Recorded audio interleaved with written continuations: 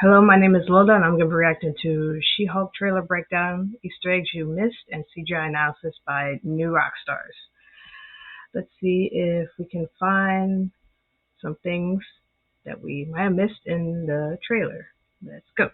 Welcome back to New Rockstars. I'm Eric Voss, and this is a breakdown of the new trailer for She-Hulk on Disney+, starring Tatiana Maslany as Jennifer Walters, attorney at law, cousin to Bruce Banner, and someone for whom my admiration, I swear to you, remains wholesome professional respect. Anyone complaining about the CGI, we just may be better off in the uncanny valley right now, because if this looked too lifelike, major portions of the productivity in America would have come to a screeching halt when this trailer dropped. From the return of Tim Roth as Emil Blonsky abomination to Frogman sightings, and precisely why the CGI might be a little off in some spots, I'm gonna break down this trailer frame by frame for the details that you missed. Let's go. Being a superhero is a trial by fire. Who's gonna protect the world if not people like you?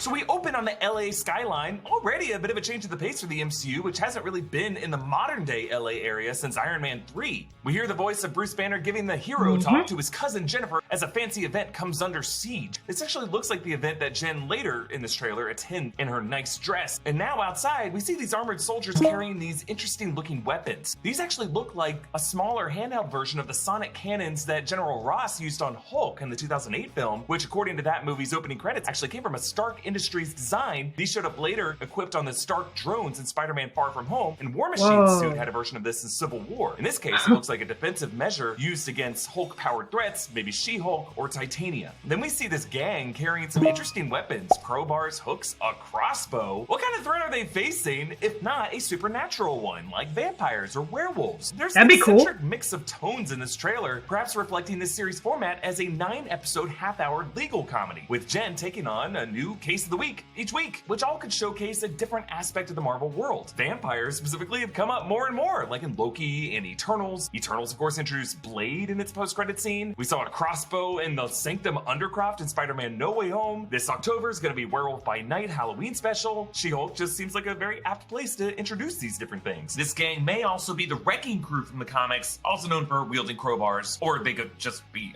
another group of guys carrying weird shit. Then we see a car wreck, which might be part of the inciting incident of Jen's transformation. Now in the comics, Jennifer Walters as a prosecutor cracking down on organized crime ends up getting targeted by the mafia and shot, leaving to her cousin Bruce having to give her a transfusion. And that blood is how she ends up getting her Hulk powers. However, later in this trailer, Jen appears outside that car looking at the dark reflection in the dented car door, and she already begins to transform. So maybe she got a transfusion before this, or it may just be innate to her family DNA, perhaps activated by that shockwave of gamma radiation when Hulk snapped everyone back in Endgame, which is something that Hulk indicated. The radiation's mostly gamma. It's like, I was made for this. So the uniqueness of Banner's blood that initially reacted to the gamma radiation in a specific way to turn him into Hulk may be the same unique DNA trait that is also in Jen's blood. And now that everyone on Earth has been hit with gamma radiation, it just caused her to react this specific way. We get a quick shot of Jen's hulked out physique and athletic gear. We saw this in the November teaser. Again, I just love how she's wearing the white, purple, and black color scheme as she does in her longtime clothes in the comics. Moving on. I'm Jennifer Walters. I'm a lawyer. I have great friends. Can we get some shots, please? It's an emergency. A demanding job. We just started a superhuman law division, and I want you to be the face of it. Okay, the Marvel Studios title card turns a bright shade of green, and it starts from a little Of course, because Hulk. light from beneath Marvel, suggesting that, yeah, it might be a burst of gamma radiation that was the cause of Jen's transformation. Jen introduces us to her world as she hangs out with her friend Nikki, played by Ginger Gonzaga. They have open wine bottles all over the house, and the wine bottle to her right is the Velvet Devil label. Stop putting devil fake outs in all your trailers, Marvel. You're just making them angry. Hamilton's Renee Elise Goldberry plays Amelia, I'm assuming a legal colleague of Jennifer's. In her office is an hourglass, because she's obviously a TVA agent. Please click away. If I don't at least mention these things, he punishes me. But it's worth noting that in the comics, She-Hulk represents a variety of clients, working one case in front of the TVA, and another time representing Eros in a sexual assault case.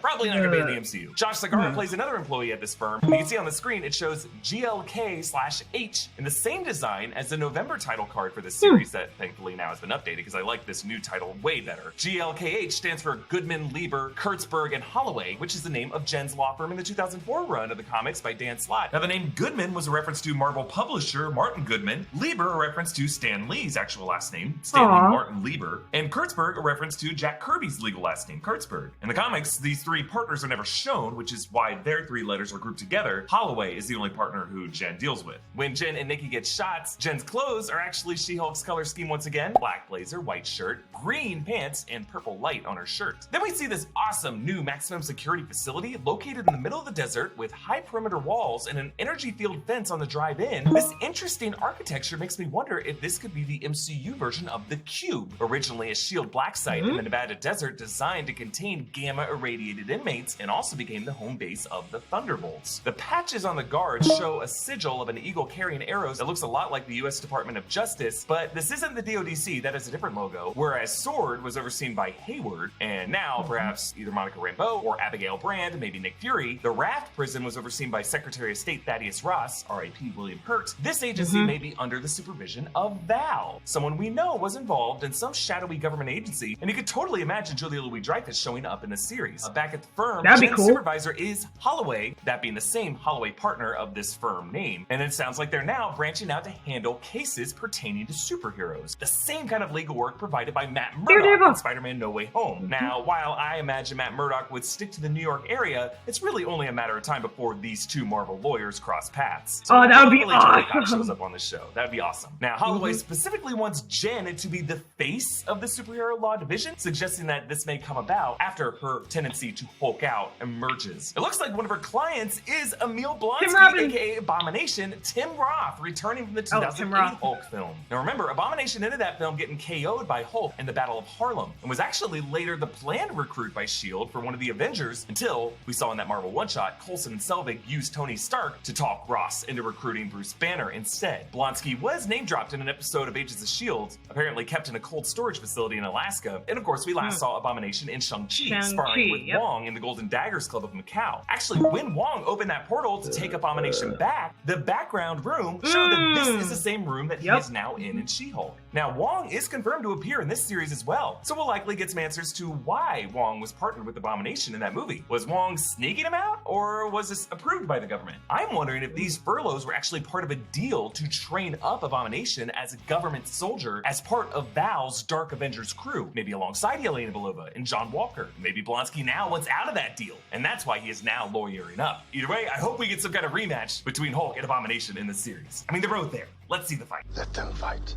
Moving on. And a frustrating family.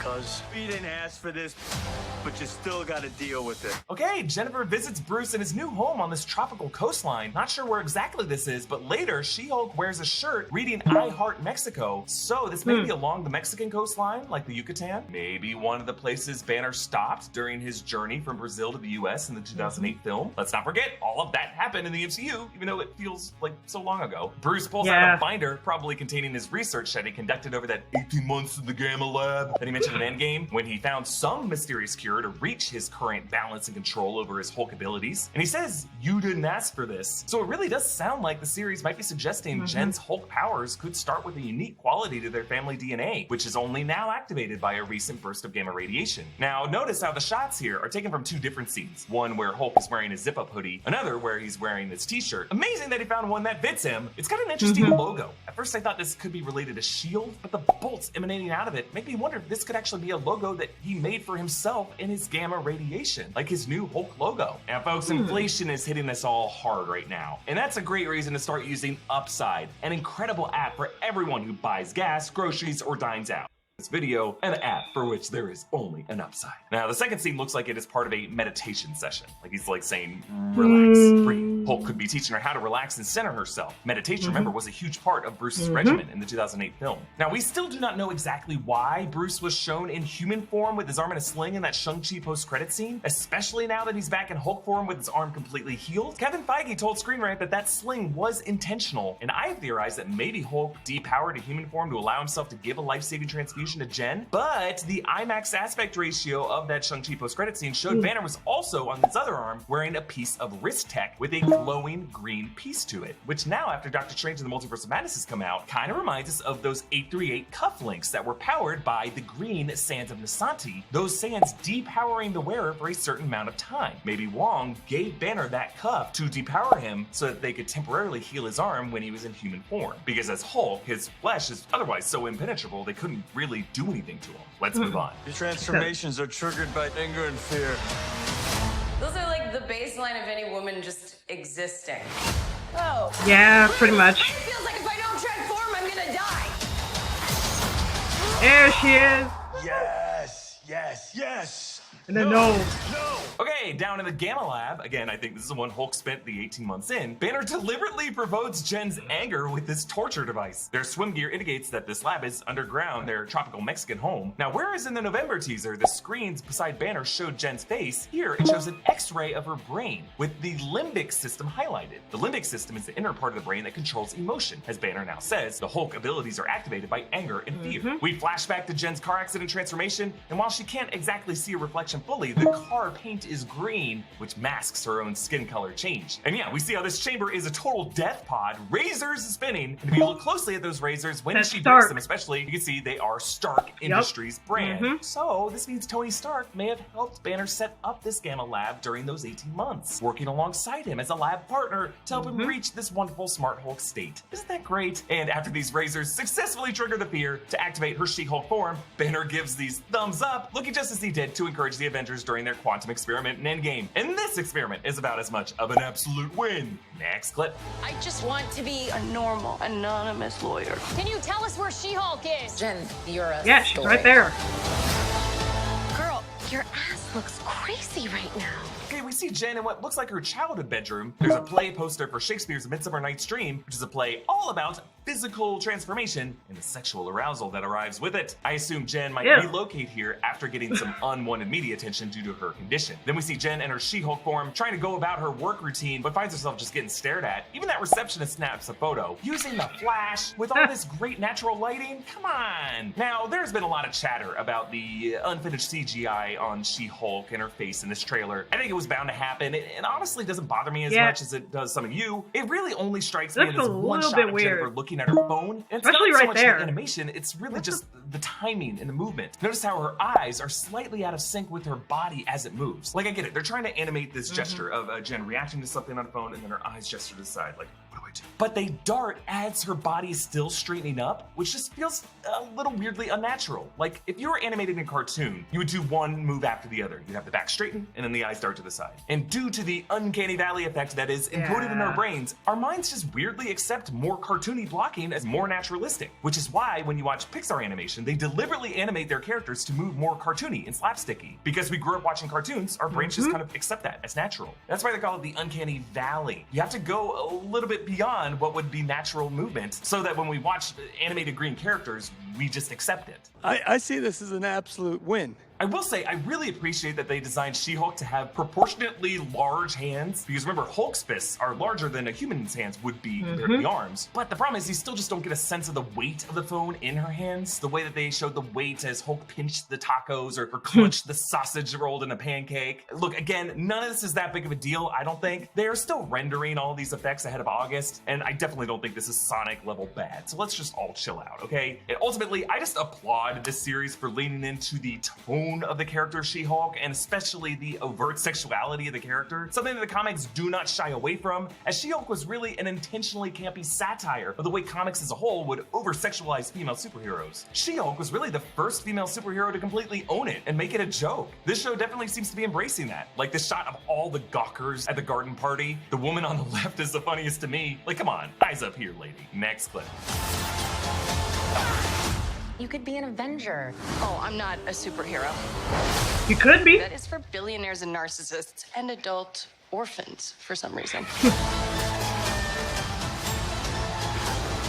So but Jen bursts out of her shoes as someone tries to attack her from behind, her growth lifting him off his feet. This attacker wears an interesting helmet that emits an energy glow. Not sure what this is, but it does remind me of the advanced hardware that Adrian Toomes' crew lifted from Chitauri Tech in Spider-Man Homecoming. Mickey encourages her to join the Avengers as we see She-Hulk and Hulk leaping beside each other on that island in a training montage. And while Hulk gets a superhero landing, I like how Jen does it. She just kind of lands in this less dignified squat with her elbows beneath her knees. Jen tells Nikki that the Avengers are for billionaires and narcissists and adult orphans, referring to, well, I guess Tony Stark, who was all of those things. But also, if you think about it, technically T'Challa might be the richest Avenger if you quantify the value of vibranium per ounce. And Peter Parker just lost the last of his parental guardians. He's kind of an adult orphan. Who exactly are you throwing shade at here, Jen? And really, anytime Tatiana could be anyone, really. Orphan, one cannot help but think of Orphan Black, the series where she showcased her amazing talent. Then Jen, barefoot and clothes torn, suggesting she was not prepared to Hulk out here, tears across a damaged courtroom toward a foe. The other shot reveals this is Titania, Jamila Jamil, Mary McFerrin, She-Hulk's longtime nemesis in the comics. Now Titania gets powered up by alien technology and has powers that rival Jen's. It looks like she's smashed into this courtroom maybe to interrupt this trial, keep someone from testifying. Her outfit looks wild, something like a pro wrestler. But then there's a quick shot of this leaping dude. This is who the hell is this guy? Frogman, Eugene Patillo, one of the real goofball Marvel characters, son of the Leapfrog, Vincent Patillo. Eugene takes on his dad's frog costume. He adds these spring coils so that it can leap 6 stories in the air. He's shown up with Spider-Man, the Human Torch, as well as the Avengers in various comics. I just want to give a huge congrats to longtime Frogman stan MT for Frogman finally getting his MCU debut. I assume he will be another one of Jen's cases. We get a quick shot of Abomination hulking out in his containment cell, ripping out of his inmate jumpsuit. As in Shang-Chi, the character has been redesigned from the 2008 film to better match his comic appearance. He now has fins on the side of his head, and as he bumps his head, the red glow flashes over that container cell, meaning this cell may be equipped to shock him with pain whenever he tries to hulk out of it. Then on to the last clip.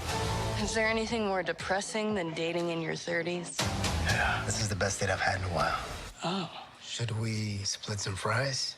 Let's get those to go. So Jen swipes through a dating app on her phone, Matcher, and I like how she swipes right on everyone. And there's some great Easter eggs here, of course. Scott, dog lover, 8 miles away. Grant, jump rope king, 12 miles away. Oh, you're trying to be clever there, Grant. Nick, DJ, 60 miles away. Noah, director, 24 miles away. Nice scarf, Noah. But my favorite is Truck, local cutie, 32 miles away. Not exactly local, but this is actually a cameo by series creator Jessica Gao's partner, artist Truck Torrance, and their cat, Admiral Whiskers. Truck and the cat are wearing little captain's hats to salute the Admiral. So sweet of Jessica to get her local cutie in there. Now, the other names she swipes through that we see from reverse are Bryce, Charles, Chris, Kevin, Feige, and Derek. And then we see a few of these dates, including one guy who flexes. This is actually WWE wrestler David Ortunga, but she ends the night with this other hunk taking those fries to go. And we end with her carrying the beefcake back to her room as his foot knocks the lamp. Again, folks, a hard yes to more sexual liberation, a rock hard yes, because otherwise this MCU, until an eternal sex scene, was completely puritanical. We never got any sex in the MCU. Sex is a normal part of adult life. It's okay to have it. I'm super excited for the series to come to the MCU on August 17th. You can support New Rockstars by checking out our merch options at newrockstarsmerch.com. Comment down below with your thoughts on all this. Follow me on Instagram and Twitter at EAVoss. Follow New Rockstars. Subscribe to New Rockstars for more analysis of everything you love. Thanks for watching. Bye. Yeah, I definitely didn't know like half of that. Like, what? Freaking Titanium and Frogman? What? Which sounds like the goofiest name for a villain. Like, what the freak? Well, that's my reaction to New Rockstar She-Hulk trailer breakdown, Easter eggs you missed, and CGI analysis. Bye. See y'all next time.